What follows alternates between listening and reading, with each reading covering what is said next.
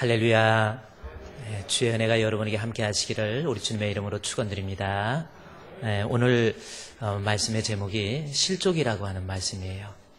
아주 중요한 요한복음 14장, 15장, 16장, 17장에서 성령의 이야기를 하다가 16장 1절 말씀에 보면 내가 이것을 너에게 이름은 너희로 실족하지 않게 하려 함이니라. 이 말씀이 있습니다. 성령을 이야기하다가 실족이라고 하는 거 지금 요한이 우리에게 전해주고 있다라는 거지요. 우리가 신앙생활하면서 이 실족이라고 하는 거 반드시 어떤 것이 실족이고 내가 실족이라고 하는 것이 무엇인가라는 것을 알아야만 됩니다. 그렇습니다. 우리가 믿음 생활하면서 여러분 예수님 믿습니까? 한번 마음으로 믿어 예 이러고 입으로 시인해야 구원 얻으니까 한번 아멘으로. 여러분 예수님 믿습니까? 그래요. 안 하신 분 17분 계시는 것 같아요. 우리 예수님, 우리의 생명의 주라고 하는 이 믿음입니다. 그런데 이 믿음을 죽을 때까지 지키는 거 결코 쉬운 거 아니에요. 신앙을 끝까지 내가 지킨다. 20년, 30년, 40년, 나이가 60, 70, 80, 이제 죽음의 순간, 언젠가는 우리의 일생이 끝나잖아요. 죽음의 순간 때에, 주님 앞에 섰을 때에 과연 내가 주님 앞에 인정받아서 천국 갈 수 있느냐라고 하는 거, 이것은 결코 쉬운 문제가 아니라는 겁니다. 믿음 지키는 게 쉬운 게 아니에요.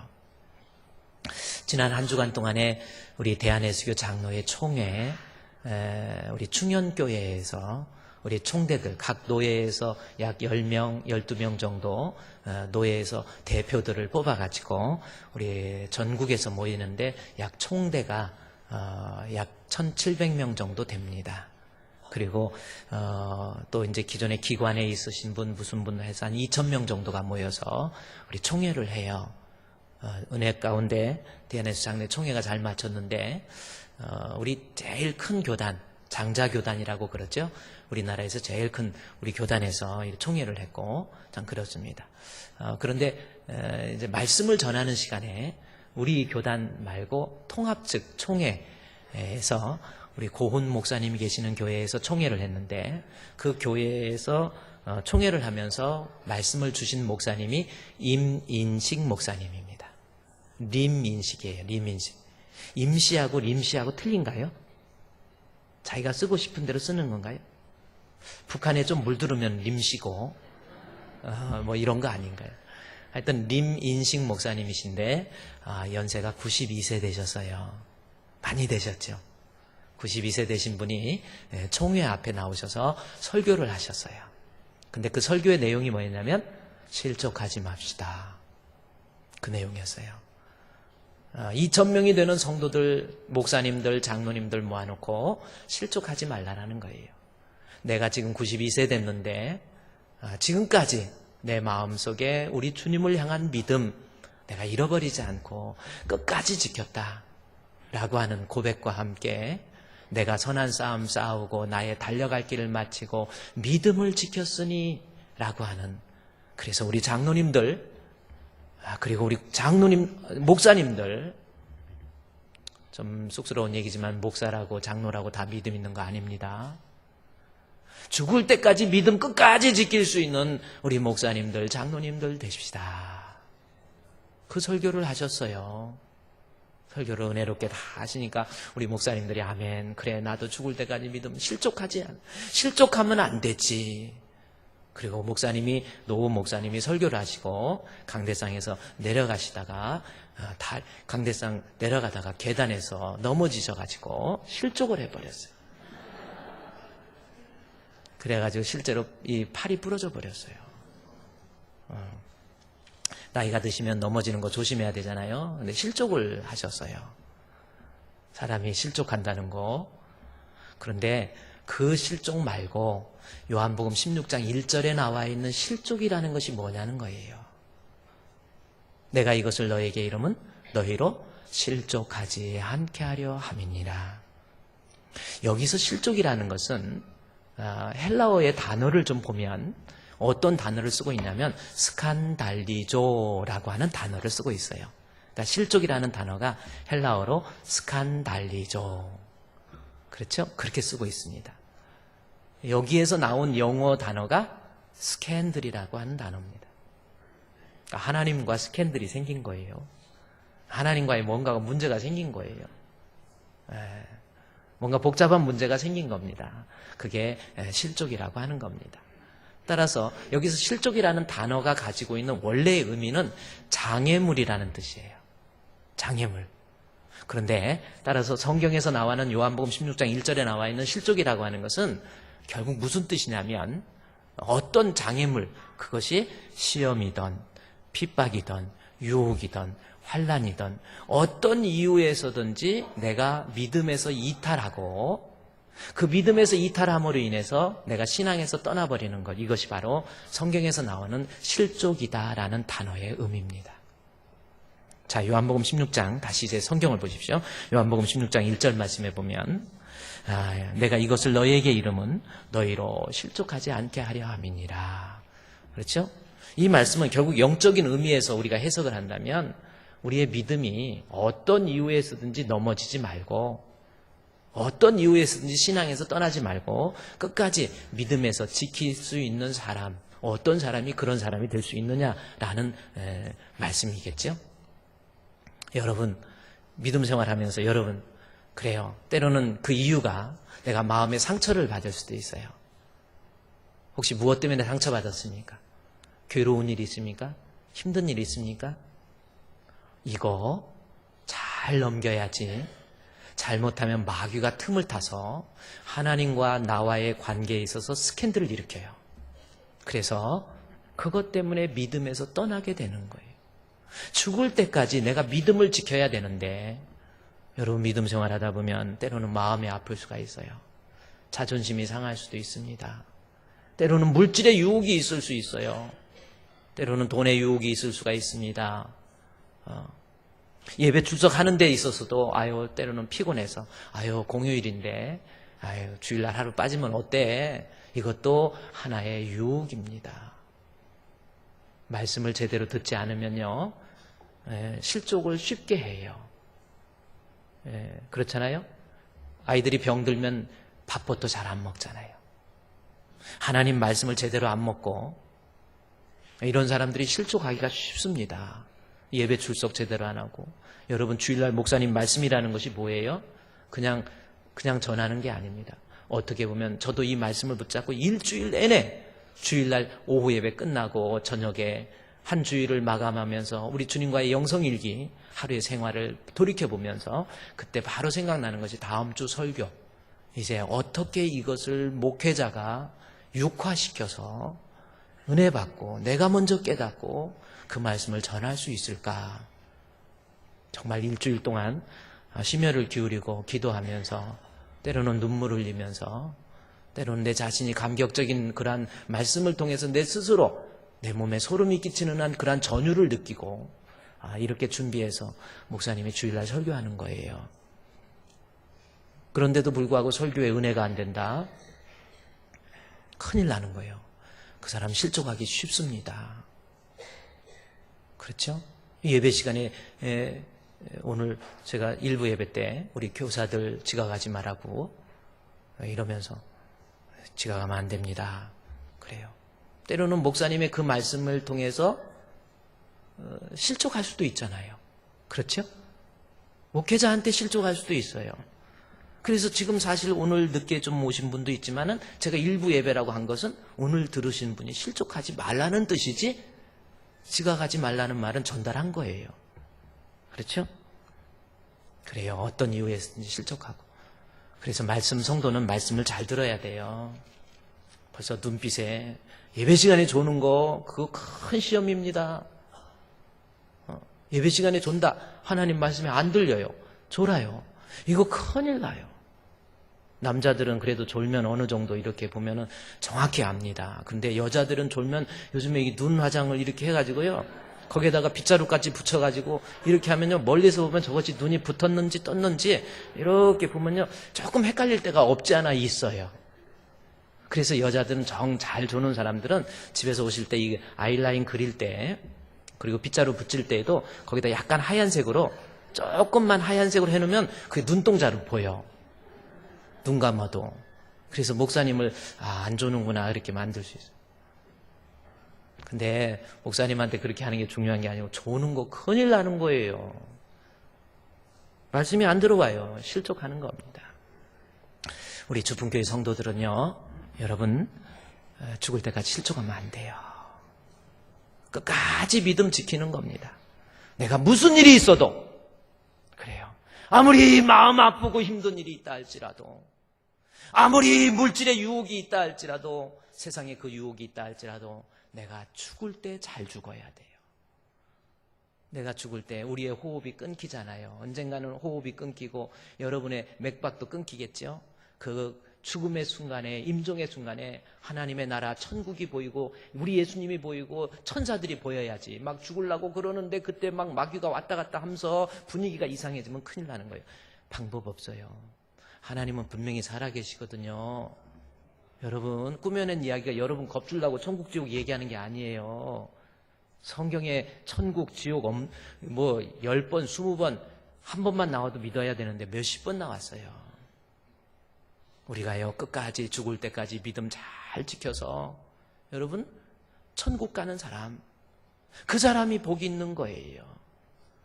그래서 본문의 말씀에 요한복음 16장 1절 말씀해 보십시오.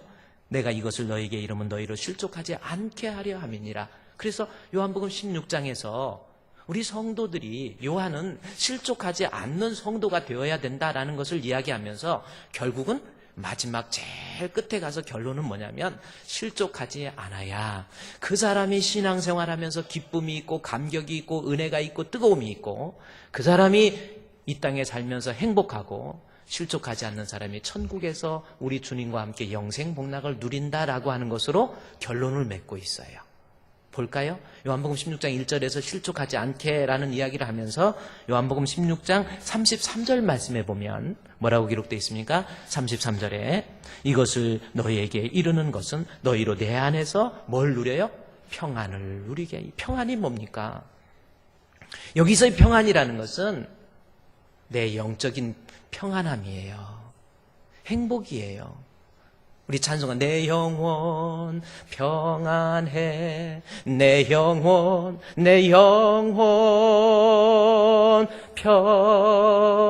편안해. 이 평안이에요. 내 영적인 평안. 그래서 내가 이 세상에서 믿음의 실족이 있다 그러면 평안이 깨져버려요.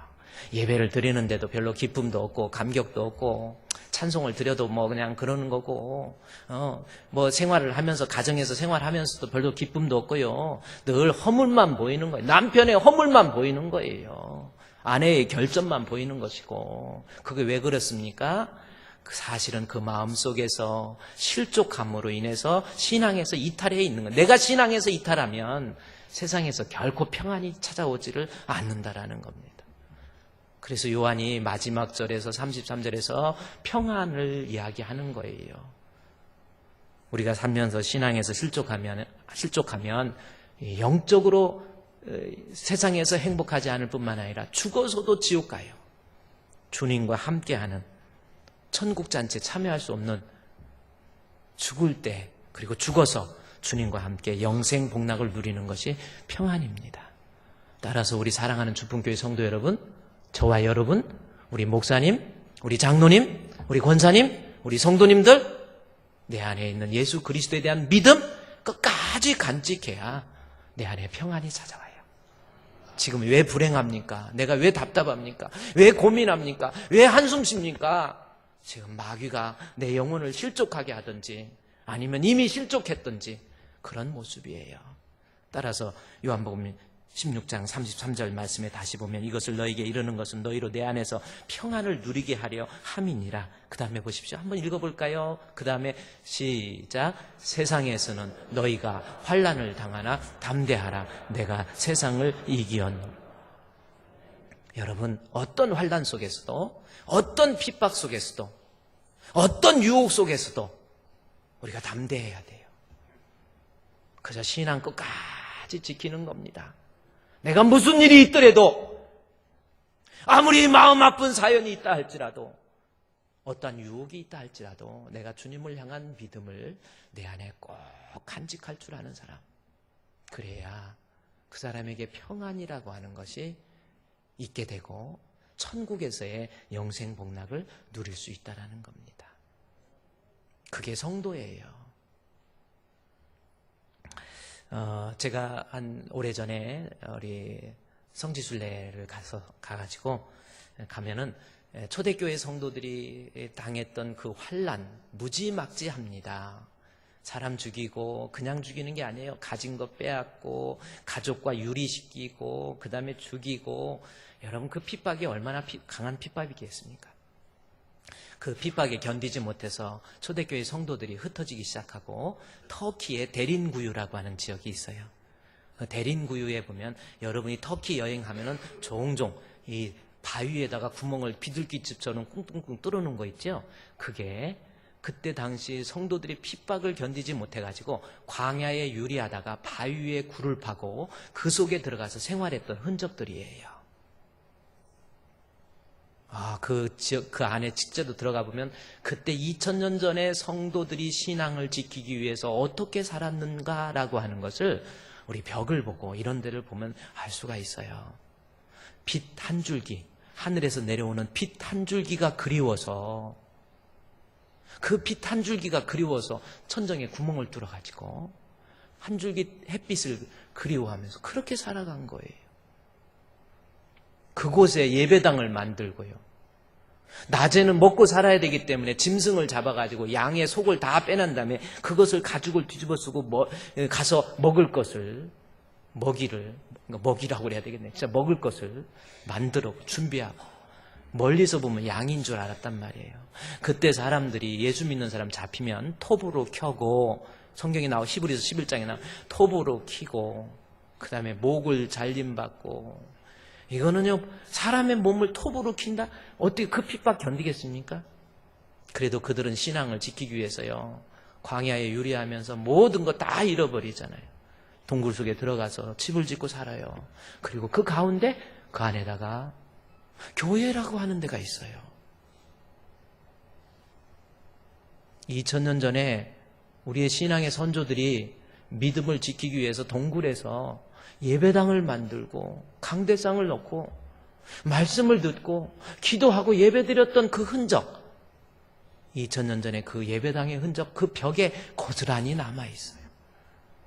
손가락으로 벽에 그 피 묻은 손으로 벽에다가 예수 그리스도 하나님의 아들, 익스투스라고 하는 물고기 모양, 익스투스가 헬라어로 물고기라는 뜻입니다.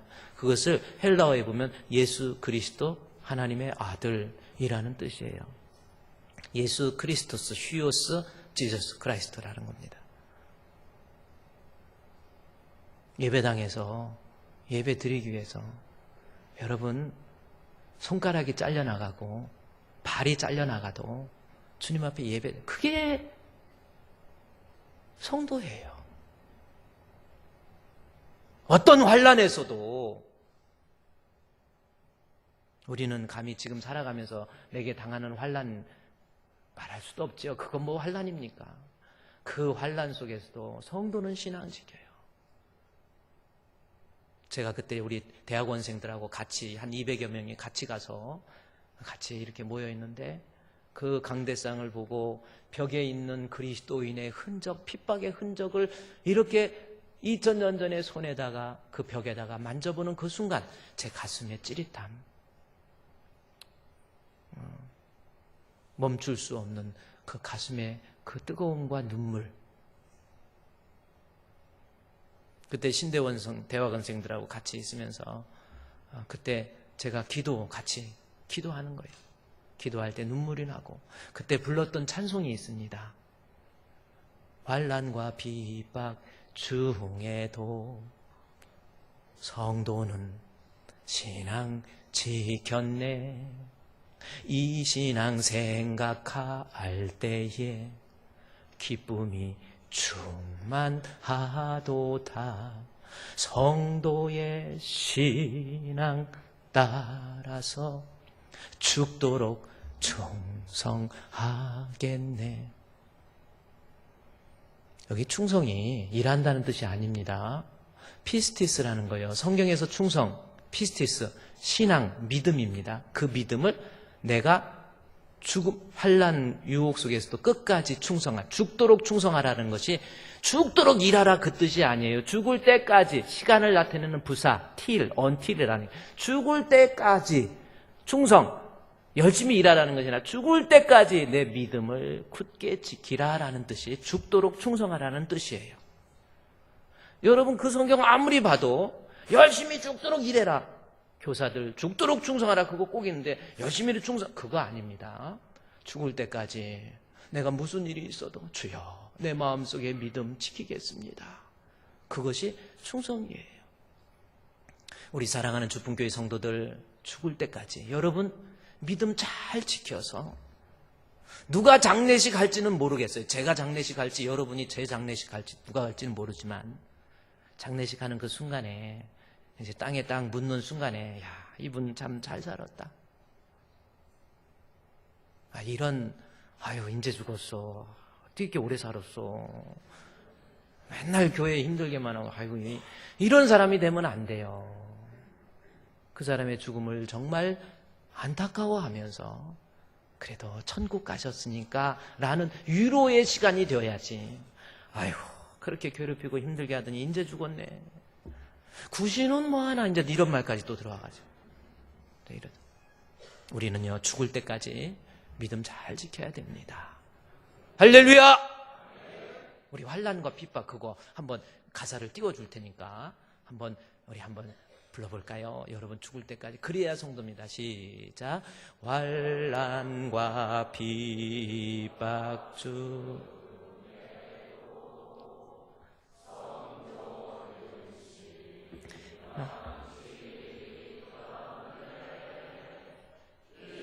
신앙 생각할 때에 기쁨이 충만하도다.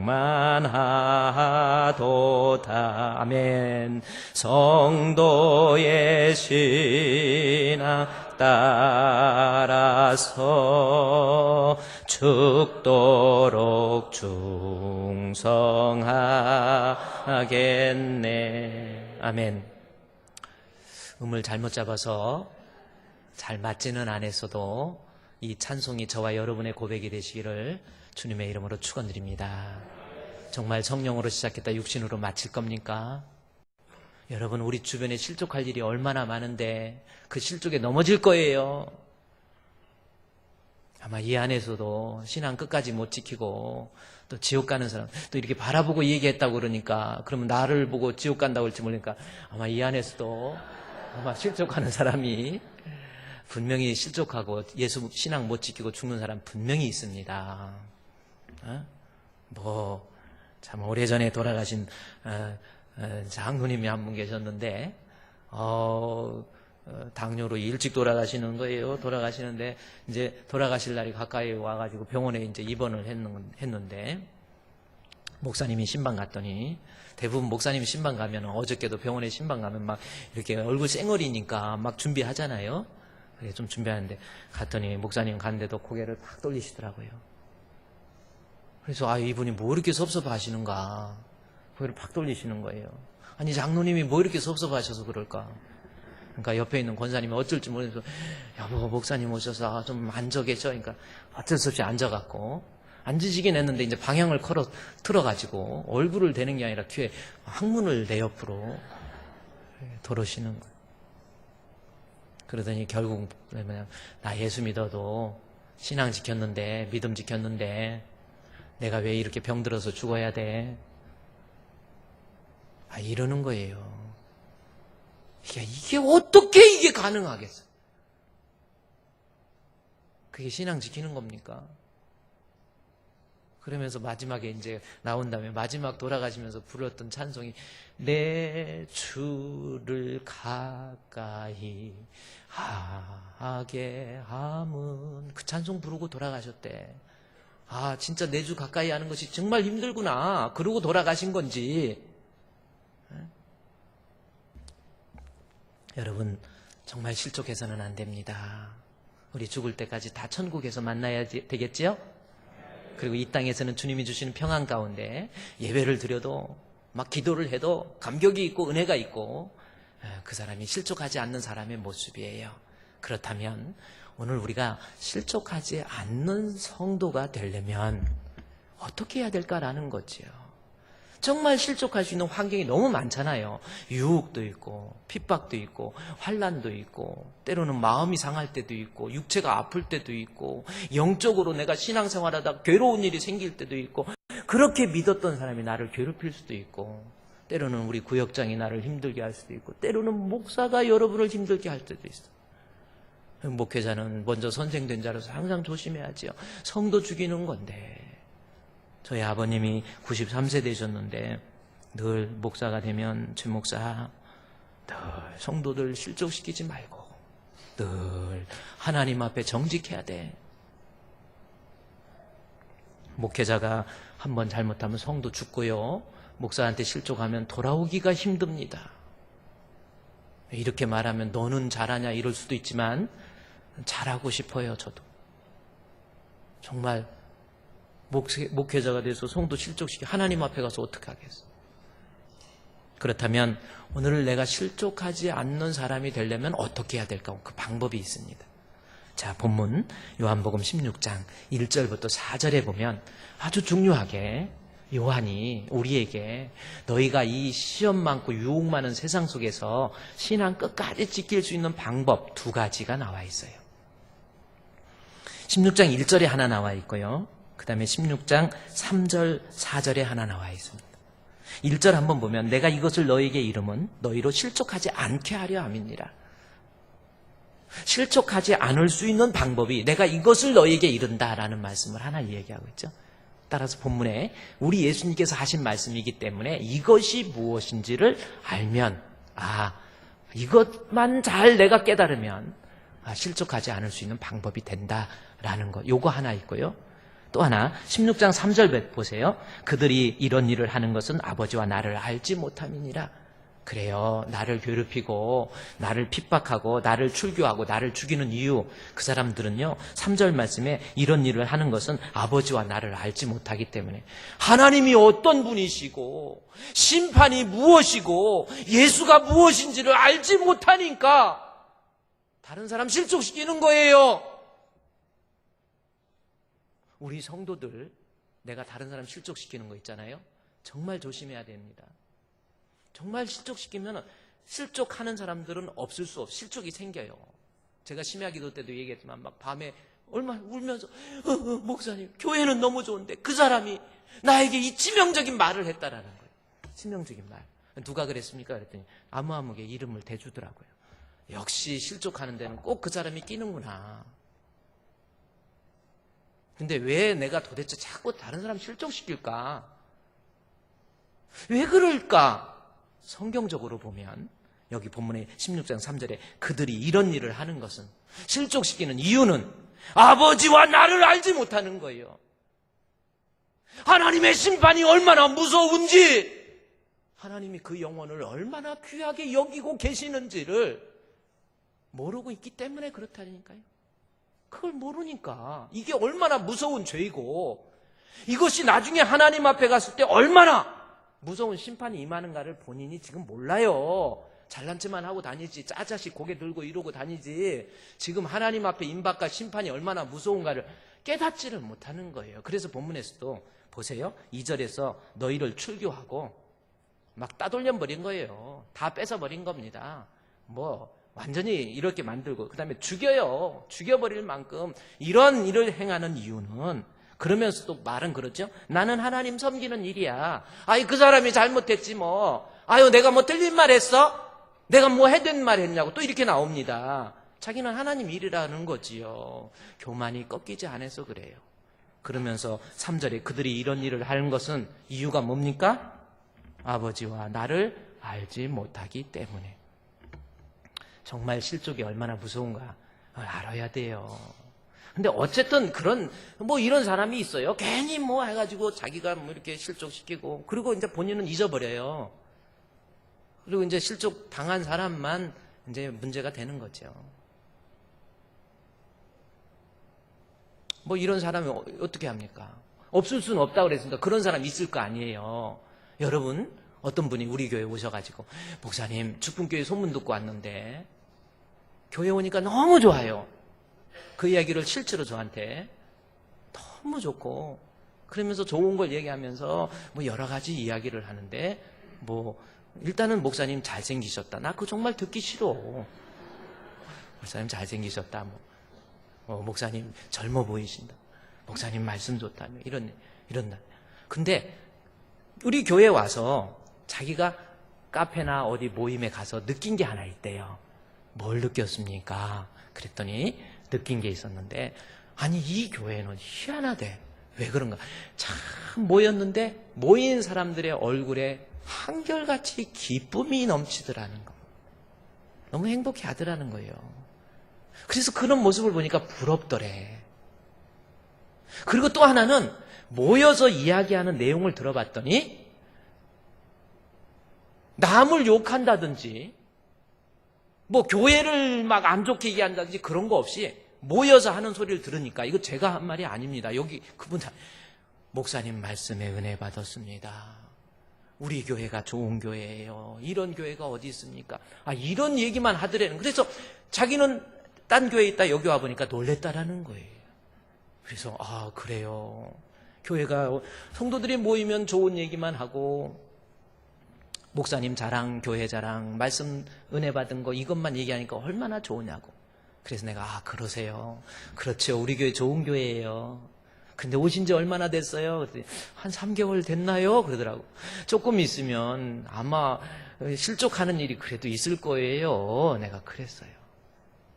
지상에서 사람이 모이는 한은 언젠가는 여러분도 실족 당할 일이 생깁니다. 이것이 물질적인 문제든 가정에서 남편 때문에 때로는 아내 때문에 교회에서 목사님 때문에 때로는 권사 때문에 때로는 주변에 있는 사람 때문에 구역장 때문에 장로님 때문에 내가 상처받을 일이 생긴다라는 거예요. 그 환경 속에서도 끝까지 믿음을 지킬 수 있는 방법, 그것이 16장 4절에 또 나와 있습니다.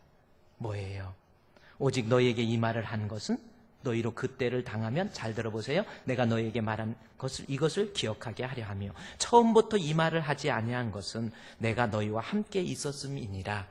이게 무슨 말씀일까요? 실족하지 않는 실족을 얘기하면서 내가 처음부터 이 말을 하지 않았던 것은 그때는 내가 너희와 함께 있었기 때문에 그 말을 안 하는 것이고, 이제는 내가 십자가에 못 박혀 죽으셔서 우리의 대속의 제물이 되기 위해서 십자가에 못 박히기 위해서 이 세상을 떠나게 되니까 내가 이 말을 너희에게 한다, 그 뜻이에요.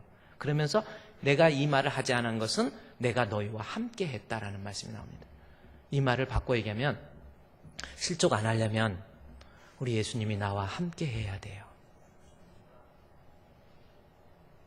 내 안에 예수님이 안 계시니까 마귀가 마음껏 건드는 거예요.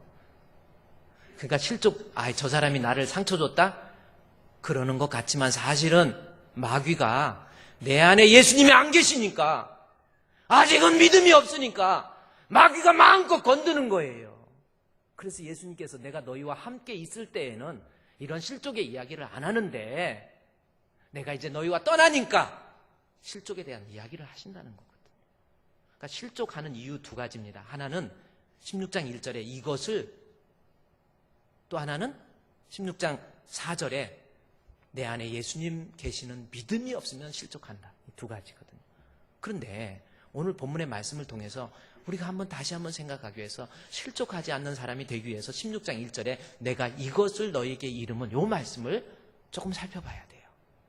여기서 이것이라고 하는 것은 요한복음 16장 1절에 내가 이것을 할 때 이것은 무엇을 가리키느냐면 15장 26절에 나와 있는 보혜사, 성령입니다. 보혜사, 곧 아버지께로부터 나오시는 진리의 성령, 그랬죠? 그 성령을 이야기하면서 16장 1절에 내가 이것을 너에게 이름은 이라는 말씀을 하는 거예요. 그래서 여러분, 실족하지 않으려면 내가 성령으로 충만하게 무장하고 있어야 돼요. 내가 왜 실족합니까? 내가 지금 무엇 때문에 마음 아파합니까? 무엇 때문에 믿음이 흔들립니까? 무엇 때문에 교회 다니기 싫어지고 힘들어집니까? 이유는요, 사실은 남들의 여건, 환경, 다른 이유가 있는 것이 아니고 내 안에 성령이 충만하게 자리 잡지 못하니까 자꾸 무너지는 거예요. 성령이 내 안에 계시면, 그래서 예수님께 내가 이것을 너희에게 이름은 너희로 실족하지 않게, 내 안에 성령이 계신다라는 것, 보혜사 성령이 내 안에 계시면, 내가 성령이 충만하면 안 실족해요.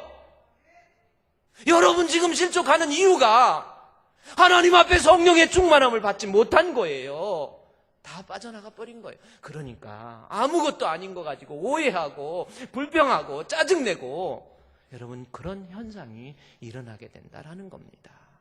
성령이 충만하면 내가 웬만한 핍박, 어떤 것이 와도 그냥 두둑두둑 이겨버려요. 그럴 수도 있지요. 목사님 괜찮습니다. 저 실족 안 합니다. 내 안에 있는 성령이 내 신앙을 지켜준다라는 겁니다. 그 말씀이 역사적으로 우리 신약성경에서 한번 찾아보면요, 사도행전 7장에 가보면, 우리 7장은 중요하니까 사도행전 가까우니까 7장에 한번 가보도록 하겠습니다. 사도행전 다음에 로마서니까 사도행전 7장에 보면 등장인물이 하나 나옵니다. 누가 나옵니까? 스데반이 나옵니다. 사도행전 7장은 스데반입니다. 그렇죠? 사도행전 6장은 7 집사의 얘기가 나오고 그렇습니다. 사도행전 8장에서 사울이 나오고 9장에서 사울의 회심이 나오고 이런 내용이에요. 자, 사도행전 7장에 보면 스데반이 나옵니다. 한번 따라합시다. 스데반. 대단한 분이시세요. 네, 이분이 하나님 말씀을 유대인들에게 선포해요. 자, 지금 예루살렘에서 시작된 복음이 스데반의 설교에 의해서 유대인을 중심으로 하나님 말씀이 선포되는 겁니다. 그리고 그 다음에 등장하는 바울을 중심으로 사도행전 13장에서는 이방인들을 중심으로 복음이 선포되고 있어요. 그래서 유대교에 있어서 중요한 복음 전도자가 스데반이 등장을 해요. 그런데 스데반이 유대인들을 모아놓고 설교를 하는데, 설교가요, 설교 듣고 실족 안 할 사람이 없을 것 같아요. 유대인들은요, 얼마나 자기들이 아까 하나님을 알지 못하고 자기들은 하나님 잘 믿는다고 지금 그러고 있잖아요. 그런데 사도행전 7장 51절 말씀해 보니까 스데반이 설교를 하니까 어떻게 스데반의 설교의 내용을 보니까, 목이 곧고 마음과 귀에 할례를 받지 못한 사람들아, 너희도 너희 조상과 같이 항상 성령을 거스리는도다, 이런 말씀을 합니다. 그러면서 너희가 하나님의 아들 예수 그리스도를 십자가에 못 박혀 죽였다라는 말을 해요. 그 말씀은 유대인들에게 치명적인 겁니다. 하나님의 아들 제이콥, 창세기 28장에 나와 있는 유대인들의 메시아 대망 사상이 유대인들은 전통 속에서 2000년, 3000년 동안 이어져 있는 거예요. 약 4000년 동안 메시아 대망 사상이, 하나님의 아들이 장차 이 땅에 오셔서 우리를 구원해 주실 것이다 라고 하는 메시아 대망 사상이 유대인들의 세계관 속에 꽉 자리 잡고 있었어요. 그런데 그들에게 스데반이라는 사람이 나타나서 너희가 하나님의 아들 메시아를 십자가에 못 박혀 죽였다라는 거예요. 그러면서 목이 곧고 교만한 사람들, 너희들은 살인자이고 너희 조상들도 하나님을 핍박했던, 선지자들을 핍박했던 아주 나쁜 사람이다. 그 설교를 유대인들이 들었다 생각해 보십시오. 견뎌나겠습니까? 자, 그 설교를 듣고 유대인들이 어떻게 했나 볼까요? 54절에 그들이 이 말을 듣고 마음에 찔려요. 설교를 듣고 마음에 찔리니까 이를 갈민다. 그래가지고 듣기 싫어가지고 57절에 보니까 그들이 큰 소리를 지르며 귀를 막고 달려들어가지고 스데반을 향해서 어떻게 합니까? 달려들어서 58절에 성 밖으로 내쳐버려요. 성 밖으로 내쳤다라는 것이 무슨 뜻이에요? 유대인들의 사형을 위해서는 예루살렘 성은 거룩한 곳이기 때문에 그곳에 사람을 못 죽여요. 성 밖으로 내쫓습니다. 거기에 가면 사형 장소가 어떻게 되냐면 높이가 3.5m예요. 실제로 지금도 그 흔적이 나. 3.5m고 거기에서 3.5m의 높이에서 죽일 종교법을 위배한 사람을 죽이기 위해서 거기서 밀어쳐서 내리쳐요. 그러면 떨어져서 거의 죽어갑니다. 3.5m. 목이 부러지든 어디가 부러지든 떨어져서 죽어요. 그러면 그때부터 고통을 더하기 위해서 돌로 쳐서 죽이는 그들의 사형 습관, 이런 모습이 있었어요. 자, 스데반이 설교하니까 가서 당장 성 밖으로 끌어내가지고 돌을 쳐서 죽입니다. 돌에 맞아서 죽을 때 말이 그렇지. 여러분 생각해 보십시오. 그래요. 여러분 신앙생활하면서 그렇게 자존심 상했습니까? 목사님이 몇 마디 했다고 해서 그게 그렇게 마음이 아픕니까? 그래가지고 목사님한테 막 그냥 무슨 같은 사람 대하듯이 막 그래버리기도 하잖아요. 자존심 상했다라는 거잖아요, 지금. 예수 믿다가 돌 한번 맞아봤어요? 얼굴에 침뱉음 한번 당해봤습니까? 뺨 한번 맞아봤어요? 그 죽을 위기가 닥쳤을 때 스데반이 돌에 맞아서 죽으면서 그 다음에 보십시오. 무릎을 꿇고 59절에 그들이 돌로 스데반을 치니 스데반이 부르짖어 이르되 주 예수여 내 영혼을 받으시옵소서. 무릎을 꿇고 크게 불러 이르되 주여 이 죄를 그들에게 돌리지 마옵소서. 이게 어떻게 가능하겠습니까? 돌을 던져서 막 죽게 하는 그를 향해서 보세요. 여러분 아까 얼굴에 침 뱉었다 가만히 있겠어요? 아니, 한번 생각해 보세요.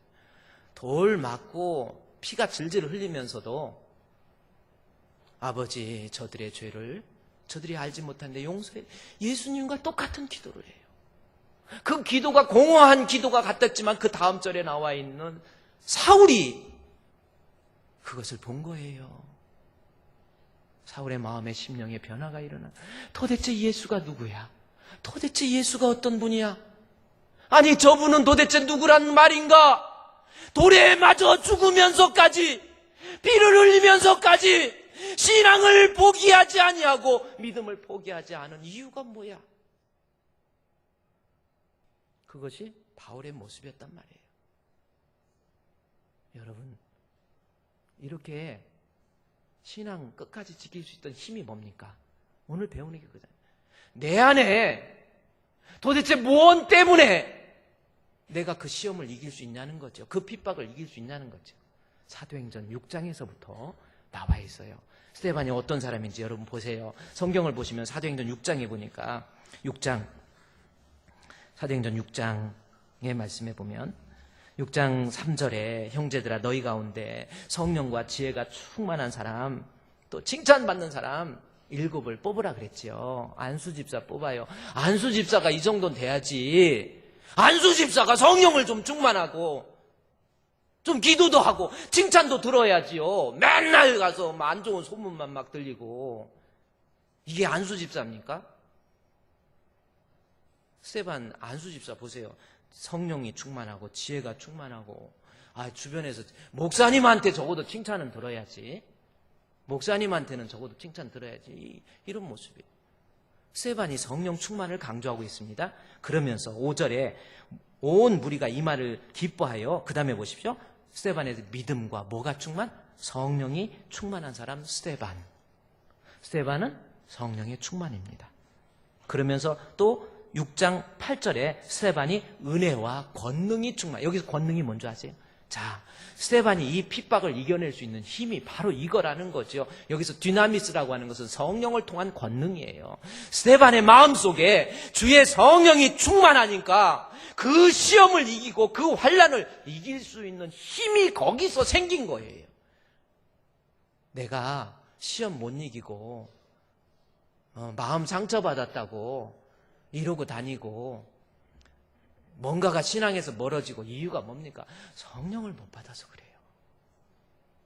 성령을 충만하게 받으면 사도행전 6장 10절 보세요. 스데반이 6장 10절에 스데반이 지혜와 성령으로 말하게 한다. 이 성령 나오지요? 스데반이 실제로 돌에 맞아 죽으면서 그때 뭐라고 하는지 54절에 그들이 7장 54절 마지막에 봅시다. 그들이 이 말을 듣고 마음에 찔려 그를 향하여 이를 갈거든. 스데반이 뭐가 했어요? 스데반이 성령이 충만했다라는 말씀. 사도행전 7장 55절입니다.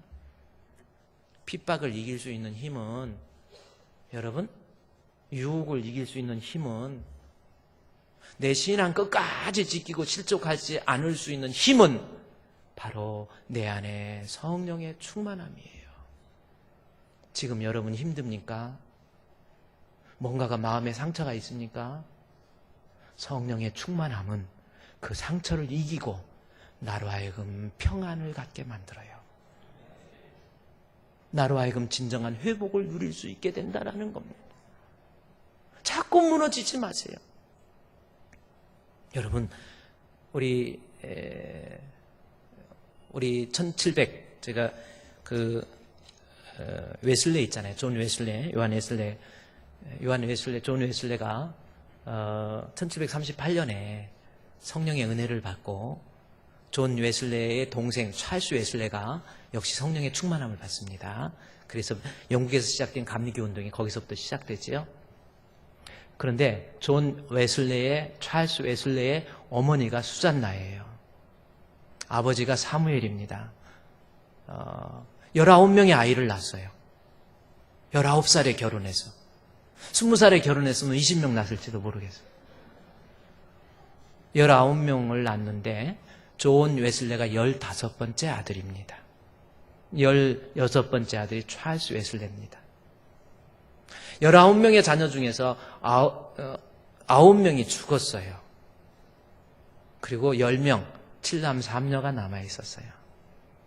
어머니 수산나, 찰스 웨슬레, 요한 웨슬레가 여러분 성령을 받고 은혜가 충만하게 될 수 있었던 이유가 뭔지 아십니까? 어머니 수산나, 10명 남아있는 아이들을 위한 가정교사가 됩니다. 늘 기도하는 거예요. 주여, 우리 아들 찰스, 우리 아들 존, 성령의 충만함, 성령의 충만함. 결국 웨슬레가 성령의 충만함을 받잖아요. 내가 엄마로서, 아빠로서 성령이 충만해야 우리 아들들에게도 선한 영향력이 미치는 거예요.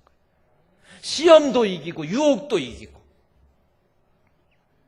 1779년도 한번 시대를 생각해 보세요. 1779년도 노예선, 영국의 노예선 선장. 대단한, 이 사람이 노예선이 한번 떴다가 왔다 갔다 하면요, 우리 오늘날 돈으로 하면은 몇백억을 벌 수 있대요. 거기에서 큰 상선에다가 사람을 노예선을 해가지고 사람을 팔고 뭘 팔고 해가지고 엄청난 돈을 법니다. 그런데 뉴턴이라고 하는, 그러니까 존 뉴턴이라고 하는 사람이 1779년도에 노예선 선장으로서 항해를 하는 중에 거기에서 복음을 듣게 돼요. 그리고 말씀을 듣고 그러는 가운데 그 마음에 뜨거운 성령의 역사가 임합니다. 성령의 역사가 임한 다음에 눈물로써 회개해요. 밤낮 일주일 이상 울면서 기도하고 성령이 내 안에 들어오니까 내가 주님 앞에 잘못했습니다. 용서해 주시옵소서 하고 회개하고, 그 다음에 노예선 몇백억이라는 돈의 유혹이 있잖아요. 다 포기해요. 다 포기해버려요. 그리고 노예선을 포기하고 그가 거기서 목사 안수를 받습니다. 선상에서 목사 안수를 받은 유일한 사람이 존 뉴턴이라는 사람입니다. 성령이 그 안에 들어오니까 돈의 유혹, 그거 우습게 보이는 거예요. 누가 나를 비방하고 뭐 하는 거, 그거 우습게 보이는 겁니다. 그가 은혜를 받고 목사가 된 다음에 그가 쓴 시가, 찬송가 305장 찬송입니다. 나 같은 죄인 살리신 주 은혜 놀라와, 잃었던 생명 찾았고 광명을 얻었네. 보세요. 내 안에 성령 들어오면 수백억의 재산, 유혹 이겨냅니다. 성령 받지 못하니까 가룟 유다가 예수 포기하고 돈 얻잖아요. 은 30 얻었지만 한 푼도 못 쓰고 죽어요. 내 안에 성령이 오면. 그래서 우리 예수님께 내가 이것을 너에게 이름은, 내가 앞으로 십자가에 못 박혀 죽고 난 다음에 너희들이 이 땅에 살면서 너무나도 많은 시험, 너무나도 많은 유혹, 너무나도 많은 핍박, 그 가운데서도 실족하지 않기 위해서는 저와 여러분의 마음속에 성령의 충만함을 받아야 돼요.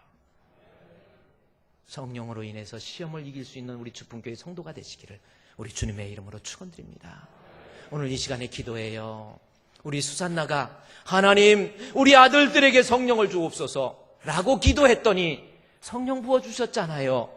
하나님 가물어 메마른 내 심령 위에 주의 성령을 부어주셔서 이 땅에 살면서 주님이 주시는 평안을 누리고 우리 주님 앞에 갈 수 있는 영생의 축복을 누리게 해달라고, 하나님 내 안에 성령 달라고, 그리고 나로 인해서 우리 후손들이 복을 받게 해달라고 다 같이 통성으로 하나님 앞에 기도하겠습니다. 하나님 아버지, 저희들 주의 성령으로 무장되기를 원합니다. 아버지 하나님이여, 저희들의 마음속에 주의 성령으로 충만하게 무장시켜 주셔서 어떠한 시험도, 어떠한 유혹도, 어떠한 사건도, 어떠한 핍박도 다 이겨내고 끝까지 믿음 지켜서 우리 주님 앞에 섰을 때 인정받는 알곡이 될 수 있도록 주여 저희들을 붙잡아 주시옵소서. 그냥 교회만 다니는 습관적인 성도가 아니라 내 안에 주의 성령으로 무장시켜서 웨슬레처럼, 찰스 웨슬레처럼 변화받기 원합니다. 하나님이여 우리의 심령을 주의 성령으로 무장시켜 주시옵소서. 그리하여 믿음에서 승리자가 되어서 선한 영향력 미치며 살아가기에 부족하지 않도록 도와주시옵소서. 하나님 아버지 감사합니다. 하나님 실족하지 않는 방법 주의 성령인데 우리 메마른 땅 아닙니까? 우리의 갈급한 심령 위에 주의 성령을 충만하게 무장시켜 주시어서 주님이 주시는 평안의 감격, 은혜의 감격, 영생의 축복 누릴 수 있는 저희들 되게 해 주시옵소서. 예수님의 이름으로 기도드리옵나이다. 아멘.